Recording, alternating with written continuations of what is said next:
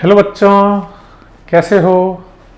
आज मैं एक अपना YouTube चैनल बना के आपको विद्यार्थी के जीवन में किन किन चीज़ों की आवश्यकता पड़ती है, उसको कब उसके एग्ज़ाम्स होने हैं, उनके स्कूल से संबंधित कोई कॉम्पिटिशन्स होते हैं, अलग अलग विषय जो नेशनल करिकुलम में डाले हुए हैं उनका क्या उपयोगिता है, इन संबंध में मैं सारी बातें आपको बताऊंगा। ये चैनल आप देखोगे तो मैं आपको गारंटी लेता हूँ कि आपको बाकी के दूसरे चैनल्स पे भटकने की ज़रूरत नहीं पड़ेगी। क्यों कि मैं आप लोगों की समय समय पर जो भी आवश्यकताएं होती है उसको इसी चैनल के माध्यम से अपलोड करता रहूँगा। Thank you.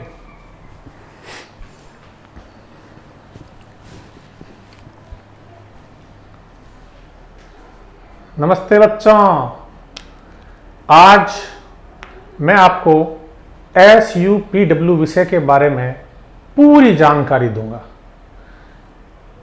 इस विषय में बच्चे क्या आज तक करते आए हैं, क्या क्या हम और कर सकते हैं, इस विषय की उपयोगिता क्या है, आखिर क्यों हमारे पाठ्यक्रम में इस विषय को डाला गया। हिंदी हमें समझ में आता है कि भाई भाषा के लिए है, इंग्लिश हमें समझ में आता है, ये भी भाषा है, मैथ्स भी समझ में आता है कि हमारे दिमाग को एक तरीके से विकसित करती है, साइंस वगैरह सब सब्जेक्ट्स जो हम अच्छी तरह जानते हैं कि हमें कहीं न कहीं है, उसकी उपयोगिता है। SUPW की क्या उपयोगिता है। आप लोग अभी क्या करते हैं SUPW में? अभी आप लोग क्राफ्ट वर्क करते हैं, आप लोग भोजन से संबंधित अलग अलग रेसिपीज़ बनाते हैं, कपड़े से संबंधित भी काम करते हैं, गार्डनिंग करते हैं, पेड़ पौधे लगाते हैं। ये सारे काम SUPW में आते हैं, अच्छी बात है।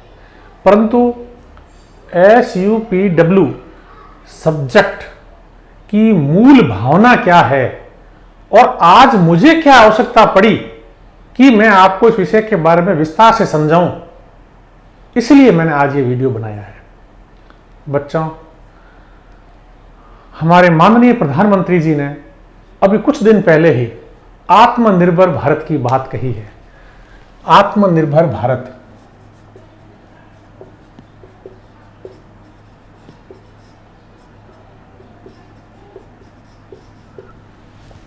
आत्मनिर्भर भारत कब होगा? जब हमें कोई भी ऐसा व्यक्ति नजर नहीं आएगा जो ये कह सके कि मैं पढ़ा लिखा हूं, मेरे पास करने को काम नहीं है। बच्चों, ये कितनी एक तरीके से सोचने वाली बात है कि एक आदमी शिक्षित हो जाता है परंतु बाद में वो कहता है कि मेरे पास में काम नहीं है, मैं बेरोजगार हूं।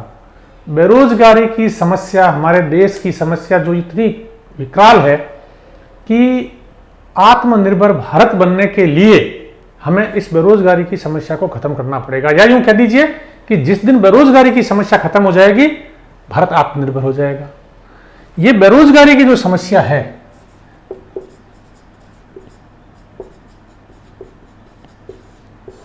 ये बेरोजगारी की समस्या क्यों उत्पन्न हुई? हम अच्छे पढ़े लिखे आदमी हैं फिर भी बेरोजगार हैं, क्यों? इसके लिए हमें डेप्थ में जाना पड़ेगा कि हमारी नेशनल जो एजुकेशन पॉलिसी है ये क्या कहती है। बच्चों, तुम्हें मैं कैसे बताऊं कि एक समय था जब हमारा देश, या यूं कहिए हमारे देश में स्वर्ण काल था, स्वर्णिम युग था हमारे देश का। उस समय विश्व के सभी देशों में भारत सबसे आगे था। किस क्षेत्र में? आत्मनिर्भरता के, इकोनॉमी में सबसे आगे था। बेरोजगारी नहीं थी। फिर हमने ऐसा क्या कर लिया कि धीरे धीरे बेरोजगार बढ़ते गए। इस चीज को गहराई में जानने के लिए हमें अपने एजुकेशन सिस्टम को थोड़ा सा गौर से देखना पड़ेगा कि आखिर एजुकेशन सिस्टम क्या कहता है। एजुकेशन सिस्टम को हम गौर से देखें तो हम पाते हैं कि जो भी हमारे चारों ओर आज की तारीख में शिक्षित आदमी हैं, जिसे हम कहते हैं कि पढ़े लिखे लोग हैं, वो अपने दिमाग को हाथों से नहीं जोड़ते हैं। कमी किस बात की है? We are not able to relate our hands with our brain, या यूं कह दीजिए we are not relating our brain to our hands. तो हमें एजुकेट होना है। किसको एजुकेट करना है? We have to educate our mind, we have to educate our mind from hands. हाथों के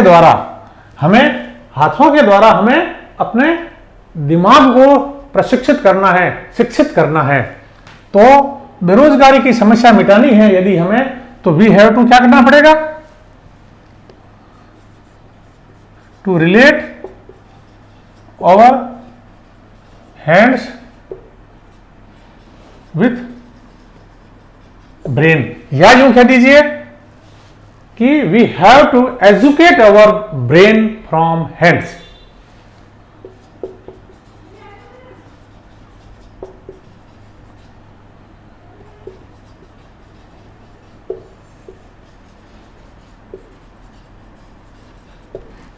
जिस दिन हम अपने दिमाग को अपने हाथों से, यानी कि we will educate our brain from our hands, उस दिन बेरोजगारी की समस्या पूरी खत्म हो जाएगी।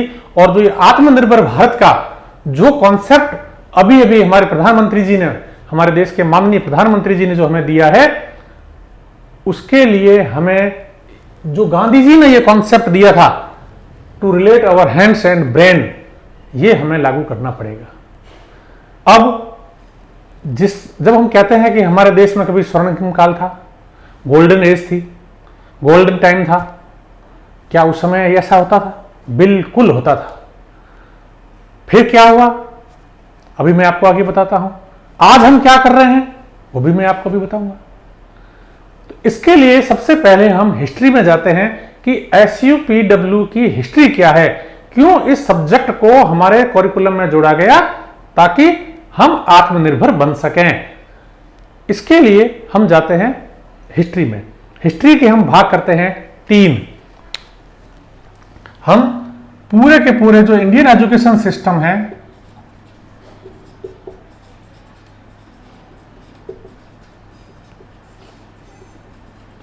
इसको 3 हिस्सों में बांटते हैं।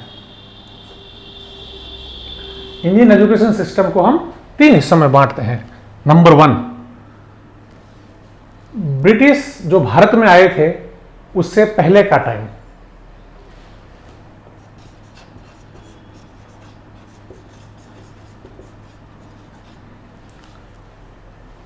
भारत में जब अंग्रेज लोग भारत पे शासन करने के लिए आए, उस समय से पहले के टाइम को हम एक टाइम पीरियड मानते हैं। दूसरा,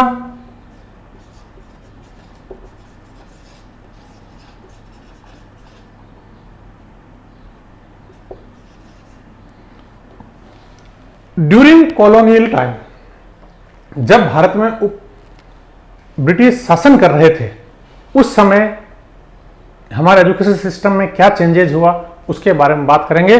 और तीसरा, आफ्टर वी गॉट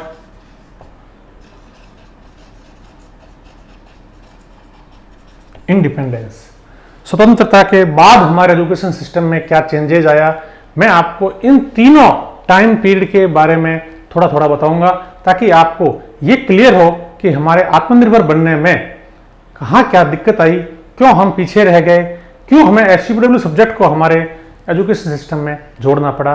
तो आप देखिए, our Indian education system in these 3 periods.